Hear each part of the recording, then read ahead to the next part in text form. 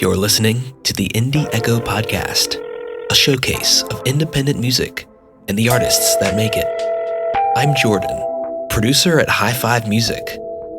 Hannah Jennifer is an English singer-songwriter. She's recently released her first collection of original songs in the EP, People I Like You. Call me when you're ready to leave. You're ready to leave. And you'll see, yeah, you'll know where I'll be. And I got what you need. Hannah Jennifer, thanks for being here. Thank you for having me. I'm from England, Brighton, and I don't know, I've always lived here, and my dad's been introducing me my whole life to, the classics, like the Beatles and the Rolling Stones, etc. But I've sort of found my own music taste. I love Lana Del Rey, Maisie Peters, like the female singer-songwriters. I take so much inspiration from them. Yeah, I've been writing since I was quite young, but I hope they don't see the light of day. They were not the best. But I properly started taking it seriously in lockdown. I had so much time. Yeah. And when you started finally putting your EP together, what made you say, these are the songs, this is what I'm going to put together? Were they all written beforehand? Yeah, they were. I mean, Call Me When You're Ready to Leave was written a week before, so it was very sudden. We weren't really planning to record it. But I don't know, because we had a kind of idea for the vibe of the EP, and we felt those songs really fitted in with that, because they all have a different aspect of what I was going through at that time. And yeah, I think it just went well with the whole idea we had for the project. And what are some of the sonic, the sound-wise inspirations for the album? Because there's a lot of 80s influences and things like that. So who were you listening to that you're like, I want to go in this direction? Well, there's one, the title track called People I Like You. And that was a lot, a lot was inspired from Lana Del Rey with the violins, but the electric guitar with it. And then we had Call Me When You're Ready to Leave, which was inspired by, do you know Working by Tate McRae? And I think it was Khaled. I know Tate, but I don't know that song specifically. Well, I sent it to my producer, Dan Wheel, who was amazing. And we kind of, we just took a lot of inspiration from that song. And so with the drums and the 80s feel, Working also had that. So we tried to incorporate some of the instruments that we used in that. Cool. And the sort of phone ringing at the beginning as well. Yeah. And my friend told me that when she listened to it before it was released, she was like, do you know Eden? Who? The artist? Eden? He's I don't think so. Well, he has more of I don't know, it's more electric pop kind of. My friend said that she got a lot of those sort of Eden vibes from it, with the phone call and then the talking at the end of People I Like You. Yeah. Songwriting wise, where do you get a lot of your inspiration from? Just life events? Do you read stories, or where's that come from?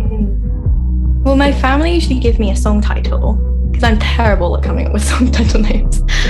So every song on my EP was actually named by one of my family members. Okay. And then I'll go away and write that song. But inspiration wise, I usually look at things my family and friends have gone through, and I kind of put myself in their shoes and see how they would have felt in that situation, because I'm only 15, so I haven't experienced a lot of love and loss, which is kind of about what a lot of my songs are about. So it's coming, don't worry. Unfortunately. Yeah. So when you write some of these songs, and some of them I imagine are on the more personal side. Do you get nervous when playing them for other people? It's kind of like my secrets almost, and like my feelings that I haven't really told anyone. I've always struggled with expressing myself through words, so that's kind of why I think I resorted to songwriting, because I can like have like the lyrics and I know what I'm singing. I always get nervous talking with people, and I just felt like that was a better way to express myself.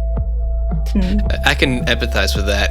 Is like sometimes I won't know what to say, but if I have time to reflect and put it all together in one body of work, it's in the moment I'm like, not sure what to say. Exactly. So are the songs on the EP related between each other, or are they just kind of all different stories?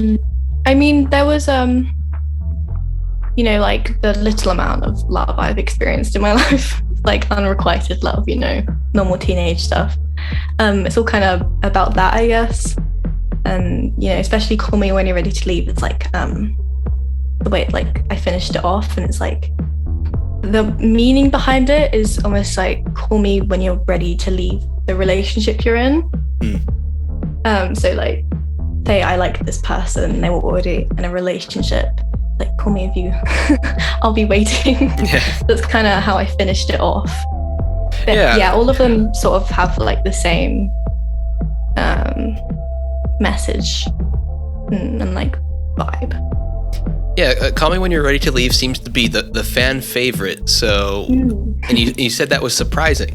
Why'd you think that was surprising? I don't know. I mean, I don't know if it was for anyone else, but for me, because I, as people may know, only seem to write sad songs. And a few months ago, I thought it would be impossible to write a happy song or like an upbeat song. So I basically found out the person I really liked was in a relationship.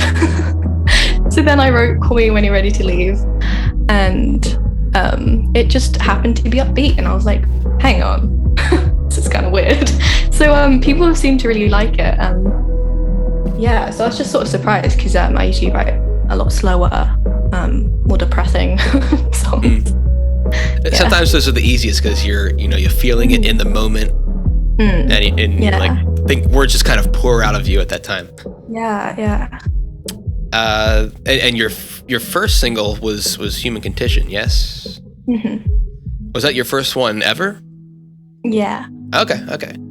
And so what made you think Human Condition, that's going to be, no, this is the one, I'm going to release this one first?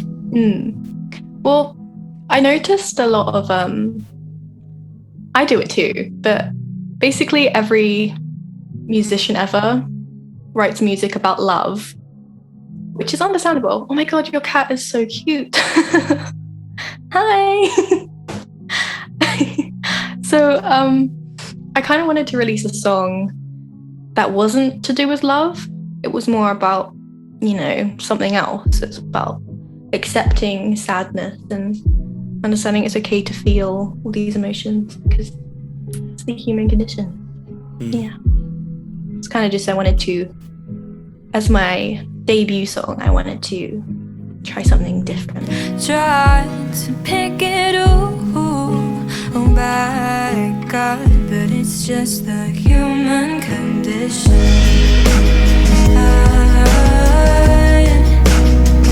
So I can follow the lines, giving myself permission, pay for both submission, but it's just that.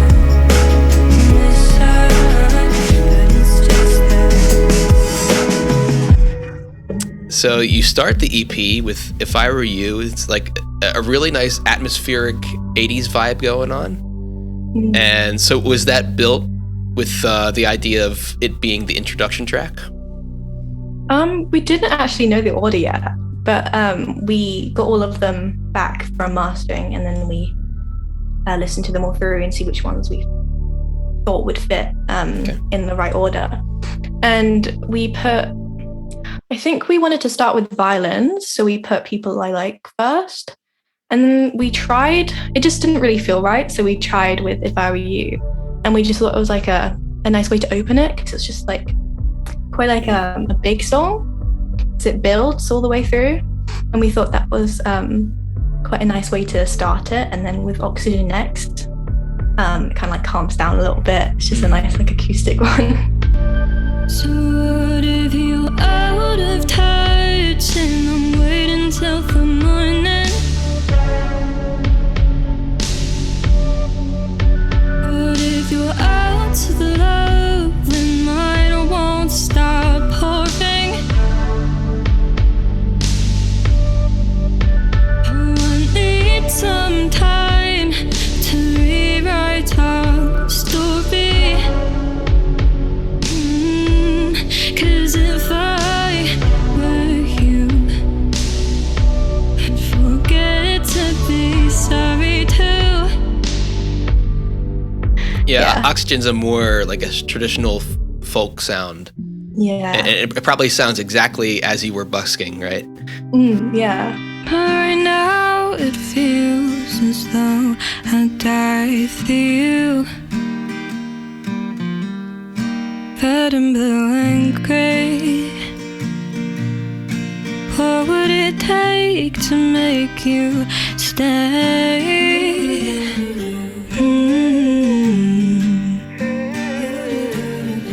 Ooh. And then People I Like, it's similar to If I Were You in that it has the 80s vibe, but this I think has an even bigger like build towards it, whereas like the drums come in later and things like that. So I like songs that build and it's kind of more of a journey that goes throughout. Yeah, that's definitely what we were thinking when we were recording it. Yeah, because like some songs, they're very predictable and it's like, okay, verse chorus, but when songs evolve like that, once you get to the end of the journey, you're like, I gotta listen to that again. Let's roll it back, let's do it again. How to before you must begin to fall. It's intertwined through the road. So do you have plans beyond that to do university level like music studies or anything? well, actually, we had a talk today at school. I have school on Saturdays, unfortunately. And we had a talk about careers. And I don't know, I'm definitely planning to go to college because I think it's illegal not to. And I really like languages, so I think I'm gonna study languages and English. But in an ideal world, I won't have to go to university because I'll be on a world tour. But if not, for some reason, I think languages would be really cool to study at uni. Cool. Oh, sorry, I'd love to come to class, but I gotta go to LA. Sorry. You know? Sorry, I was just going to Paris tomorrow to do my tour. No big deal. There's people chanting my name, but don't worry about it. I'll turn in my homework. Yeah, sorry, I couldn't do my homework. I was just in, Germany. Sorry. Exactly. So talk a little bit about busking. When did you start? I started just before COVID started. So it was in January of 2020. Yeah. I started when I was just playing my ukulele. I hadn't written any songs. Well, any songs that I would actually play out. So I did some of the Beatles, the 1975. And then some, Lana Del Rey. And then I couldn't because of COVID. So that's when I started Instagram and doing that online. But then I recently started again. But I've upgraded to a guitar now. Okay. Yeah. So, and then I usually just play songs I've written, which is really good my confidence. Because before, a few years ago, I would have never shown anyone my music. But it's definitely helped with performing and my confidence. And when we were talking about, performing your personal songs in front of people, when you do it over and over again, it kind of gets easier and easier as it goes on to the point where you're kind of detached from the songs sometimes, or it's I just sing them, especially with If I Were You. I've sung it so many times now. I don't even think about the lyrics. I'm like, oh wait, what verse am I on? just happens now. As far as your brain is concerned, it's just another song. And you're just performing it. Oh, when I first busked, I was like shaking. I was so nervous. And I remember before I actually started busking, I performed, where was it? The Brighton Dome? Near the pavilion? I performed there. And I don't know, when I first started out, I'd shake the whole time. So my voice would be shaky. But now I've done busking so much and a few online performances, I think I've gotten a lot better at not being as shaky and nervous.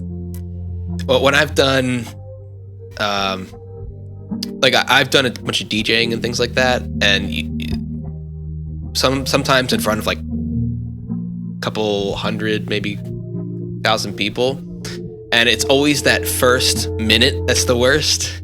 After that, you're just kind of smooth sailing from there. Mm-hmm. Yeah.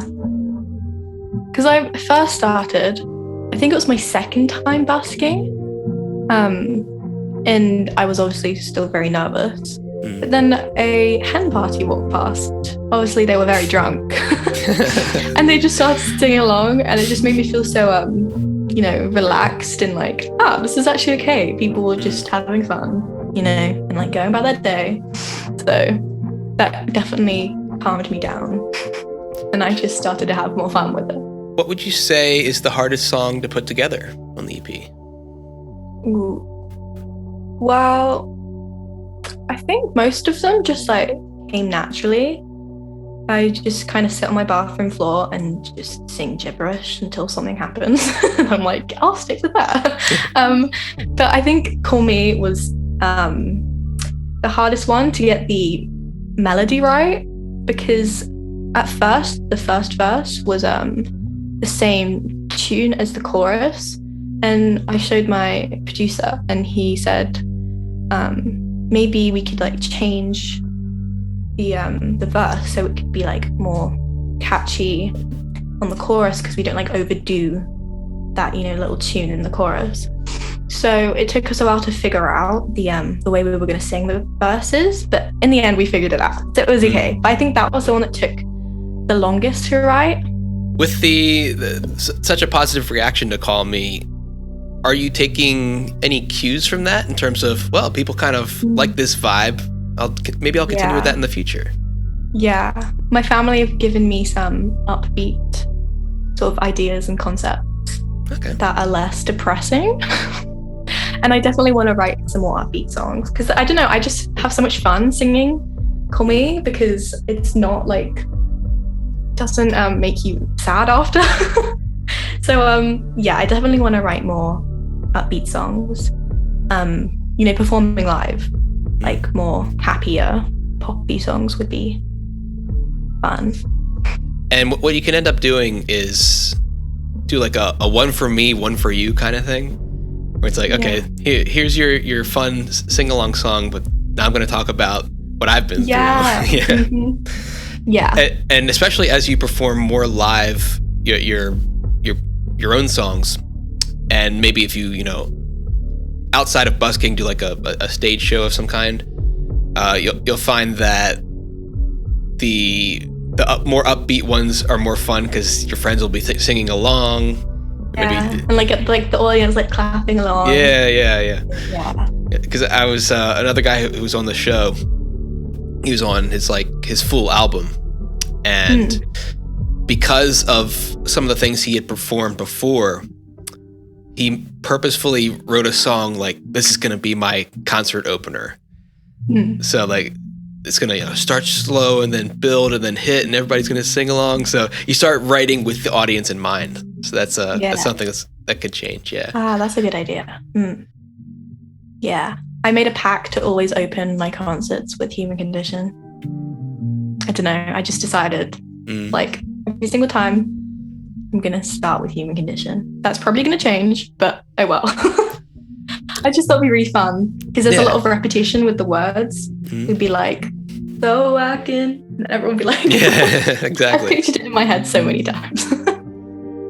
Yeah. It's fun to bring those, like, the things you imagine just sitting in your bed when they come to reality, you know? When I'm bored in a maths lesson, I just picture my world tour. Exactly. Yeah. Now, do you have a band you perform with, or just you right now? I actually just joined a band.